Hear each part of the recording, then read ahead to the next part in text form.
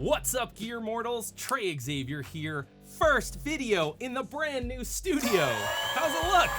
Pretty good, huh? This video is intended mainly for beginners, or at least somebody who's never put together a pedal board before. In this video, I'm gonna show you how to put together a very inexpensive board that's gonna get you through 95% of the gigs that you'll ever have to play. I'm gonna show you how to set up the board with power supply and the cables and everything, and what order to put them in so that they sound the best that they possibly can. And then of course, I'm going to demonstrate how they sound. This video is sponsored by Donner, who makes all of these pedals, the board that we're gonna be putting everything on, and the power supply that we're gonna be using to power the whole thing. There's links in the description to where you can get all of this stuff. You've probably already been doing a little bit of online window shopping, looking at pedals, and you may have seen some of the pricier ones and gone like, what? Why are they so expensive? Do I need to spend this kind of money to sound good? And I'm here to tell you that you absolutely do not. I'm here today to help you put together a gig-ready pedal board for under $400. That might still seem like kind of a lot of money, but if you've been looking, you know that there are pedals that are $400 all by themselves. And that's just a pedal. It's not gonna give you a board to put it on, the power supply to power it, and cables to connect. So without any further ado, let's start building this board. I love putting together pedal boards because I love anything that's modular, and pedal boards are inherently modular because every pedal board is going to be completely different and you can customize it to your own needs, the sounds that you're looking for. It's so much fun. We're going to start with the most important pedal on your board. If you don't have one of these, you're going to have a bad time. And that's a tuner pedal. I think people forget about tuner pedals because they're not very sexy. It's not an effect pedal, but without this, none of these matter at all, because any sound that you send through these is gonna sound terrible if your guitar is not in tune. And this is the first thing that goes in your signal chain no matter what. We're gonna put it right here at the very start to our signal path. A tuner works best when it hears just the dry signal straight from the guitar, and that's why we put it first. We're gonna plug that into our Donner power supply. You wanna feed it in through the bottom so that the cables are out of the way. You want all of your power cables underneath your pedal board. I am actually gonna plug this into the amp because I wanna show you something that it does, aside from just the tuning part. The guitar that I'm gonna be playing today is this Donner DJC 1000S. Thin line style teletype guitar. Pretty great for not that much money. It is currently out of tune. You don't want to sound like that. That's where this comes in. And more than anything else, you don't want anybody else to have to hear you tune on stage. This is why your tuner pedal also acts as a mute, so that nobody else has to listen to you tune. You want to pick something that has a nice big bright display that you can see from the floor. Right now it's pretty close to my face, but normally it would be on the floor. The club is dark. You don't want to have to be squinting and leaning over, all that.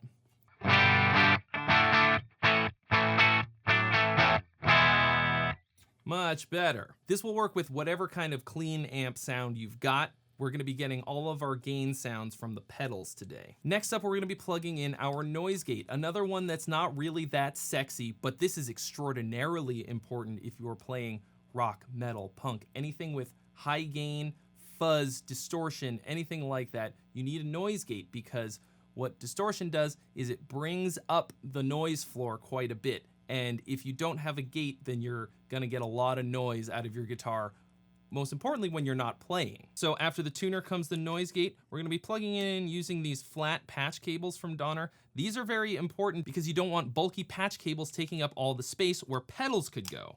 The gate that we're using today is the Donner Noise Killer, which is extremely simple, but also has a very powerful switch that a lot of gates don't have, which is this hard soft switch.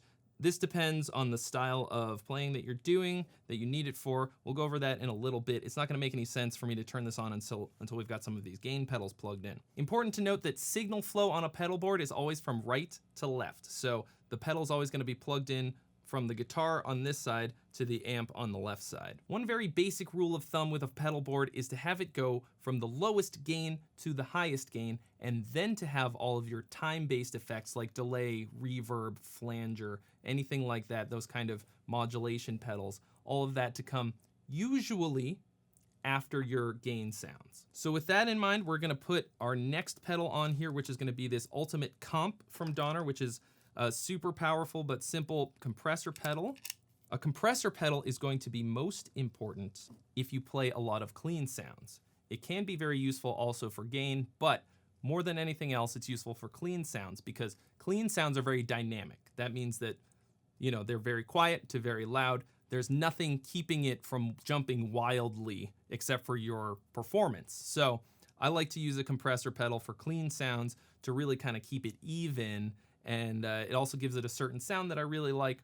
I also recommend putting pedals that you're going to be using the most along the bottom of your pedal board if it's wide like this, because you don't want to have to step over a row of pedals to get to the one that you need. Very common misconception is that a compressor raises the output of your signal. This is actually the opposite of what's true, except that we use it so that we can turn up the level and it's not going to be peaking.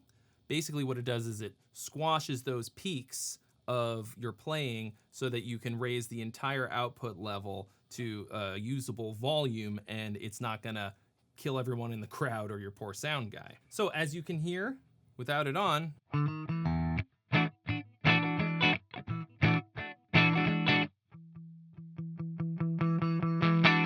we go from very quiet to very loud. If I hit it really hard, it might peak the amp, it might peak people's poor ears. That's not a good sound. So we turn on a compressor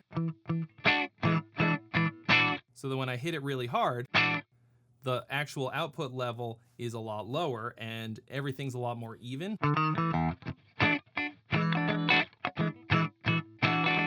Much nicer. On the Ultimate Comp, there is a normal and treble option, and that's because a lot of time using a compressor will sort of suck the high end out of your tone. Here's normal.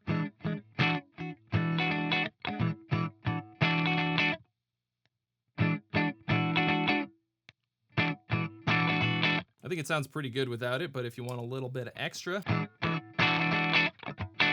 can use that too. So that's our compressor pedal. Mostly important, once again, if you use clean tones, but can be useful for a number of different applications. Just an all-around great kind of pedal to have on your board. Up next on our board, we're gonna be adding our first drive type pedal. We're gonna be using the Blues Drive from Donner, an overdrive pedal that's sort of like a tube screamer, if you've ever heard of one of those.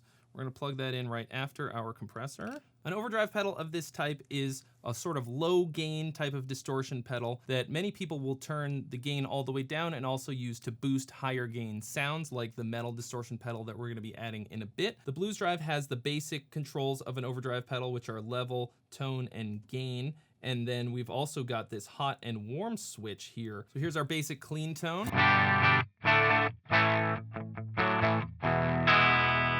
We turn on the Blues Drive.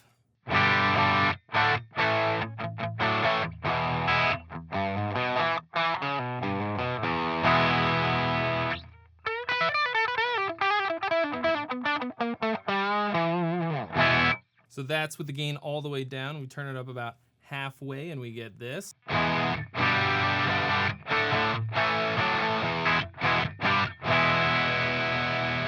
All the way up.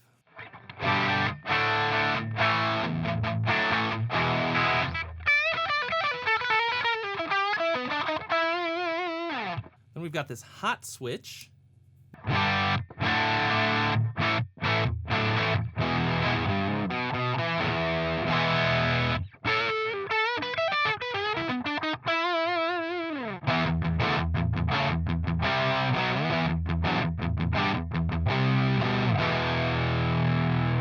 So as you can probably hear, if you play heavy music, metal, hardcore, punk, anything like that, this alone is not really going to get you there. We need something that is higher gain than this. We're gonna use this in conjunction with our next pedal to kind of kick it into the stratosphere and get all the gain that we need. This next pedal is the Giant Metal from Donner. This is very, very high gain pedal. This is definitely gonna give us all the gain that we need to play anything heavier than we have so far. With the Giant Metal pedal, even at just half gain, it takes us from this to this.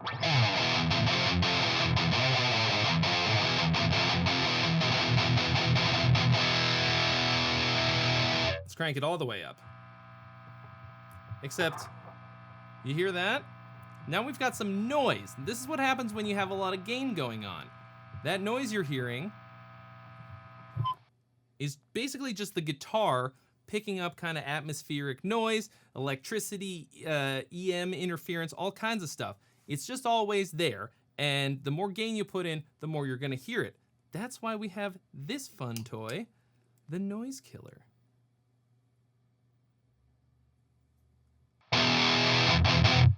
So we're gonna set the threshold, turn it all the way down, and then you just turn it up until it goes away. It's also gonna determine how fast it opens and closes if you have it set.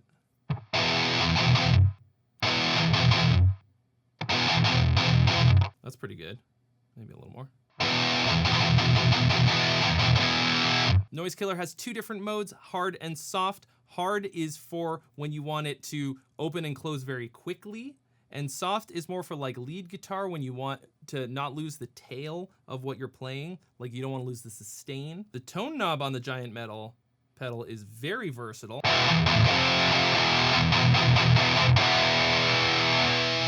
Takes us from a very scoopy.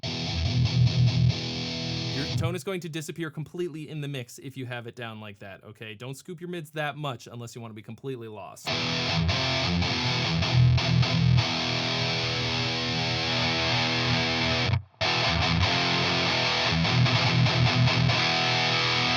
That sounds pretty good to me. I normally don't use quite that much gain.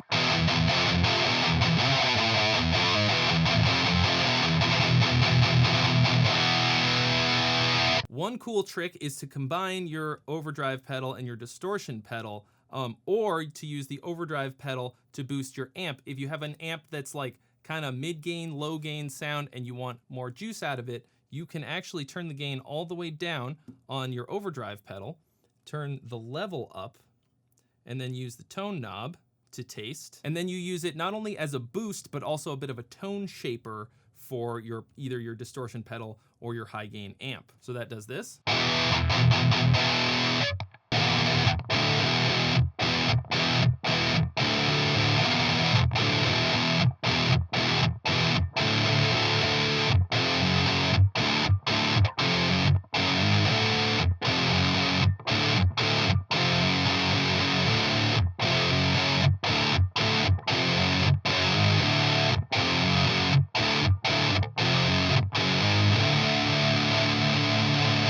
Now we're going to add our final pedal into the mix. This is the wave pedal from Donner. This is a delay pedal, but this will kind of represent any and all time-based effects and where it goes in the signal chain. You want these last in your signal chain because you don't generally, with some notable exceptions, want to have your delay guitar tone going into your gain sounds because you don't get a nice clean repeat. Instead, you get all of the repeats from your sound hitting the distortion all at once, and it tends to overload the pedal, and it has a very particular kind of a lo-fi sound a lot of people like, but generally I like to put them at the end. So we're gonna pop that in the signal chain.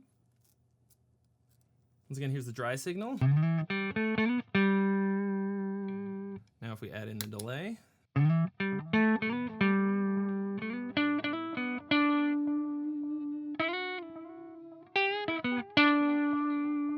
Got two modes on this, warm and digital. I kind of prefer a nice like analog rolled off type of a sound, but if you want clearer, more distinct repeats, you've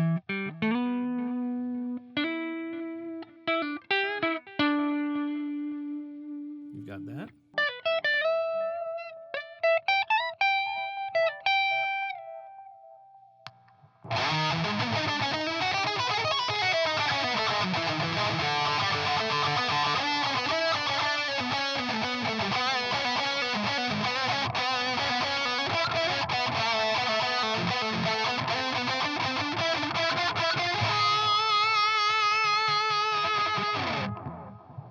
Here's a kind of recipe that I like a lot. When I'm not playing metal, I like to jam on sort of low to mid gain tones with a little bit of ambience on them. So here's that.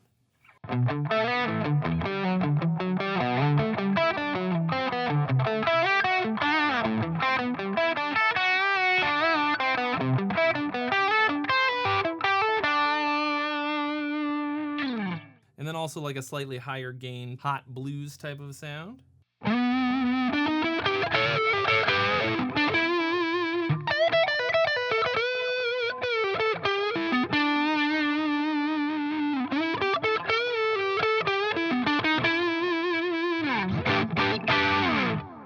is a pretty fun sound to jam on. It's sort of like Rob Scallon's Rain delay setting, or like U2 will use this a lot. If you play music in church, you will probably use this sound all the time. It sounds like this.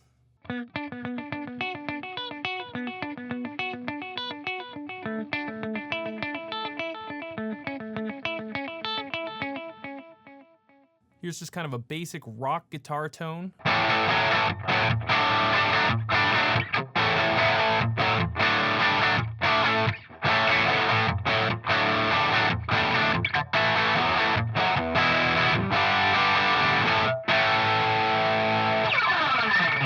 One thing you can do with your pedalboard to make your life a lot easier is to hide your power supply on the underside of the board, because that way it's not gonna be taking up valuable space that could be taken up by more pedals, but also just to keep your board nice and neat. This Donner board has this cool little Velcro thing where you can just pop your power supply right underneath it, and then it's good to go. This board also comes with this ultra handy carrying case so that you can take it with you to the gig all in one piece now that you've got everything affixed to it.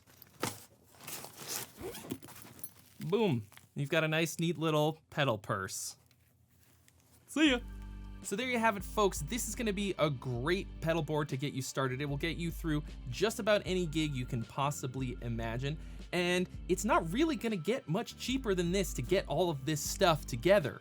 Unless you use my special code when you check out. It's Gear Gods. That's pretty easy to remember. It's literally written right here.